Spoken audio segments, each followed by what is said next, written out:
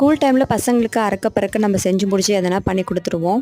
நம்மளுக்குன்னு தனியாக செஞ்சுக்க கஷ்டப்படுவோம். அந்த மாதிரி டைமில் அவரைக்காய் கூட்டை செஞ்சு பாருங்கள். உங்களுக்கு ரொம்ப ஹெல்ப்ஃபுல்லாக இருக்கும், ரொம்ப டேஸ்ட்டாகவும் இருக்கும். ஒரு குக்கரில் 1 கப் அளவுக்கு அவரைக்காய் கட் பண்ணி சேர்த்துக்கோங்க. இதில் 1/4 டம்ளர் அளவுக்கு கடலைப்பருப்பு சேர்த்துட்டு ஒரு 1.5 டம்ளர் அளவுக்கு தண்ணி விட்டு 1 டீஸ்பூன் மஞ்சள் தூள் சேர்த்து ஒரு 3 விசில் விட்டு ஸ்டவ் ஆஃப் பண்ணிக்கோங்க. மறுபடியும் அதே குக்கரில் 4 டேபிள் ஸ்பூன் எண்ணெய் விட்டுக்கோங்க. அதில் கடுகு, உளுத்தம்பருப்பு, பெரிய வெங்காயம் சேர்த்து வதக்குங்க. ஒரு தக்காளி சேர்த்து வதக்கி விட்டுக்கோங்க. இது லைட்டாக வதங்குறதுக்குள்ள ஒரு மிக்ஸி ஜாரில் 1 டேபிள் ஸ்பூன் உடச்ச கடலை, 1 டீஸ்பூன் சீரகம், மல்லி விதை, 8 பல் பூண்டு, ஒரு காஞ்ச மிளகாய், 1/4 டம்ளர் தண்ணி விட்டு நல்லா அரைச்சி எடுத்துக்கோங்க.